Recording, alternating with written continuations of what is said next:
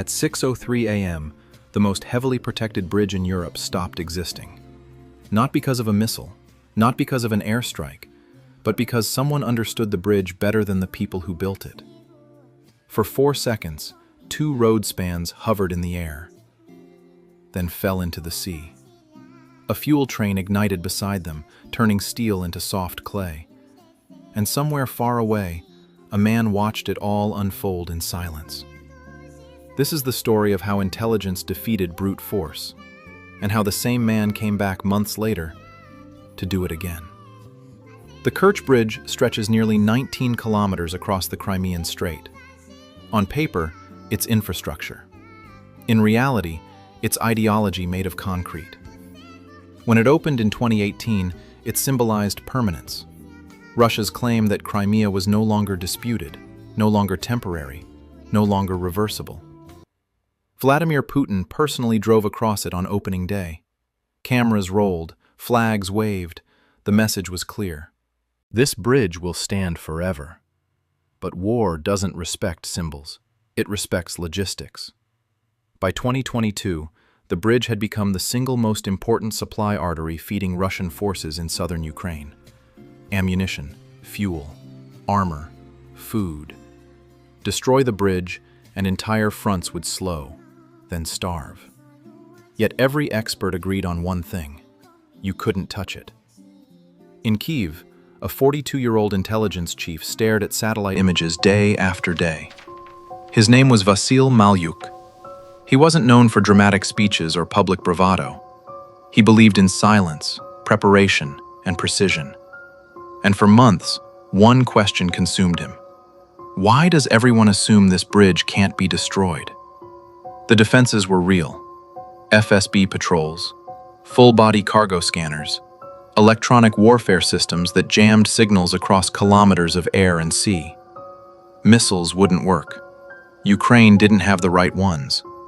Airstrikes would be intercepted. Sabotage was dismissed as fantasy. So Malyuk stopped thinking like a soldier. He started thinking like an engineer.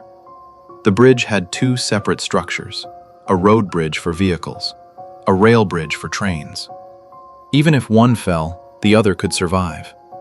The rail line was the real prize. It carried heavy military freight. Dropping concrete wasn't enough. The structure had to be weakened, not just damaged. Steel doesn't need to melt to fail. At extreme heat, it loses strength, warps, bends. Malyuk's team reached a disturbing conclusion. If a fuel train could be ignited on the bridge, the fire would do what missiles couldn't. But that required timing measured in seconds, and a way to get a bomb onto the bridge without raising suspicion. Russia trusted machines. Scanners didn't look for intent, they looked for density. Explosives usually sit in an identifiable range, but density can be manipulated. After months of failed experiments, the solution came from something absurdly ordinary: industrial plastic packaging film, shrink wrap. By wrapping explosive cores inside layers of polyethylene, engineers could flatten the density signature.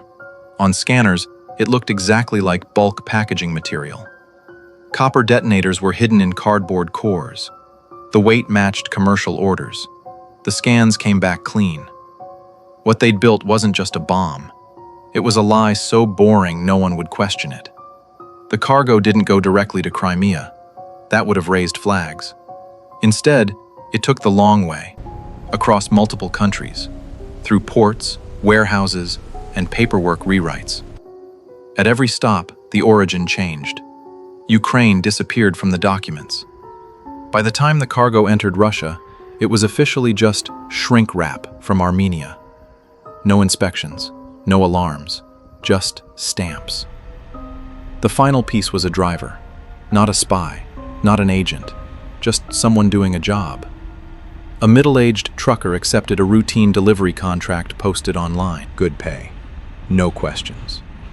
He loaded 22 pallets of what looked like packaging film, signed the manifest, and drove toward the bridge. He never knew what he was carrying. Before the Kerch Bridge, every vehicle passed a final inspection: X-ray scanners, manual checks. This was the moment everything could collapse. An inspector scanned the pallets. The readings came back normal. Shrink wrap. Boring. At 5:30 a.m., tired and uninterested, he waved the truck through. One decision. One shrug. That was it. Behind the truck, a freight train was approaching. Train number 3009. It carried fuel tankers. In Kiev, operators tracked both in real time. The truck was slightly delayed. The train was right on schedule. For a moment, the entire operation balanced on seconds. At 6:03 a.m., both reached the same point, the center of the bridge, the farthest distance from shore, the worst possible place for an explosion. Electronic warfare systems jammed signals across the area. Standard detonators wouldn't work, but the initiation system didn't rely on GPS alone. The exact method remains classified. All that matters is this: the signal got through. The explosives detonated. A fireball rose 50 meters into the air. 2 road spans tore free and fell into the water. On the rail line, fuel tankers ruptured. Diesel ignited. Fire spread across the structure for hours. Temperatures exceeded 1,000 degrees Celsius. Steel warped. Supports weakened. The rail line, the real target, was crippled. The driver died instantly. So did several others. The bridge burned. For weeks, traffic stopped. Russian logistics scrambled. The strike worked. But Malyuk knew something uncomfortable. Russia rebuilds. By early 2023, cranes arrived. New concrete was poured.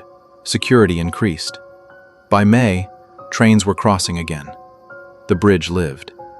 And this time, the old method wouldn't work. Every truck was scanned. Empty cargo was banned. The trick was dead. Malyuk didn't look at the road. He looked at the water. The bridge's pillars stood exposed in open sea. No underwater nets, no floating barriers. The defenses had adapted, but only in one direction. They were still thinking in 2 dimensions. This time, no drivers, no borders, no paperwork, just machines. Ukraine's engineers built unmanned surface drones, fast, low profile, nearly silent. Each carried hundreds of kilograms of explosives.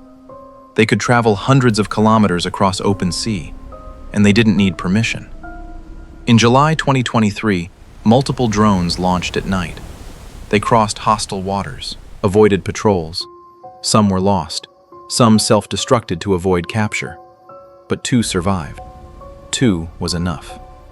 Just before dawn, the drones reached the Kerch Strait. Their cameras showed concrete pillars growing larger. No barriers, no nets. At 5:22 a.m., the first drone struck a support column. 4 seconds later, the second hit another. Explosions ripped through the base of the structure. Spans collapsed. The bridge burned again. After the second attack, everything changed. Rail capacity dropped by nearly 90%. Heavy military freight was banned. Supply chains rerouted, slower, longer, vulnerable. Russia deployed smoke screens, patrol boats, floating barriers, even combat dolphins. All of it reactionary, all of it defensive. This wasn't just about a bridge. It was about proving something terrifyingly simple. No system is perfect. No structure is untouchable.